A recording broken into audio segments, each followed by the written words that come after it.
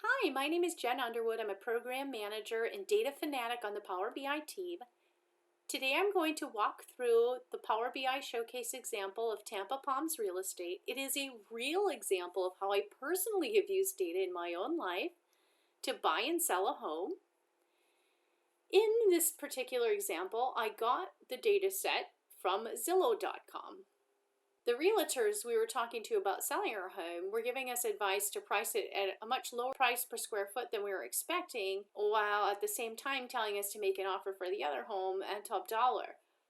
Since both my husband and I are number crunchers, we wanted to review the data.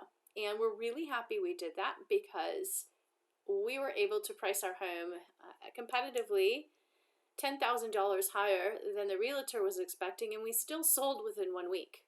So we put in our zip code, we entered in how many bedrooms we wanted, the home type, and other criteria in here, and went ahead and entered the data into Excel, the world's most popular BI tool. And this is the real spreadsheet. Here is the house we were looking at the time. We did not end up getting this particular house. We bought one nearby.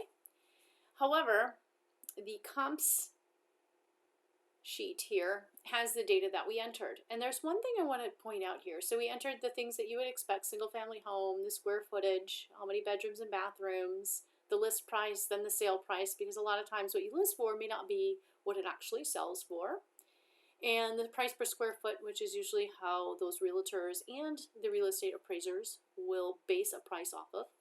And one of the tips for Power BI was I went ahead and grabbed the images, because you can really tell by the image, what type of home, if it's really comparable or not, especially if you're dealing with foreclosures. I went ahead and put those images on a website so that I could browse them in the Canvas and Power BI desktop. From there, I went to Power BI desktop and really went ahead and got the data from my Excel workbook. Clicked open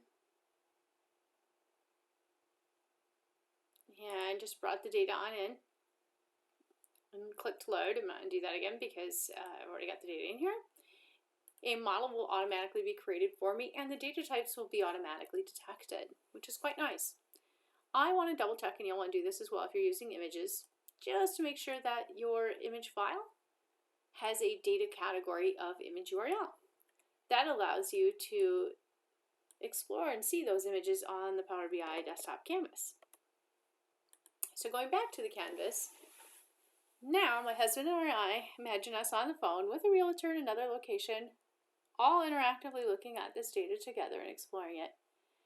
Essentially, I plotted address and the sold price per square foot metric to size the bubbles, and I could start to see a little bit of patterns there. But when it really popped out to me was when I took the sold price per square foot. That's when the pricing patterns really became apparent, and the homes that we were looking at, even though they were close to each other, this one had a price per square foot of 106, while these had 149. That's a pretty big difference for how close those homes are together. To supplement the exploration and kind of take a look at these different homes, went ahead and put on a table with a photo, the address itself, and the sold price.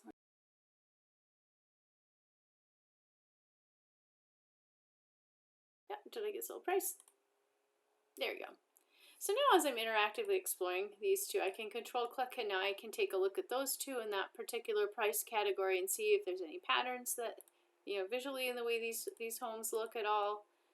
Another way that I could do this is if I just wanted to highlight these by the different categories. I can do that by clicking on the legends, which is pretty nice on the top there. And there's different ways that you can explore the data visually. The last area that I added was the pricing over time to see if there were any seasonality patterns. In our case, we were looking at a sale in summer. And what we could see here is there was really only one dip. It probably was a foreclosure at $59 per square foot there. But all in all, the reference line that I have, and you can create a reference line, and enter in a value here, and I entered in 125. That was the price per square foot we were considering making an offer at. I hope you've enjoyed this little example of how I've personally used data. I look forward to seeing what you come up with in your examples. Have a great day.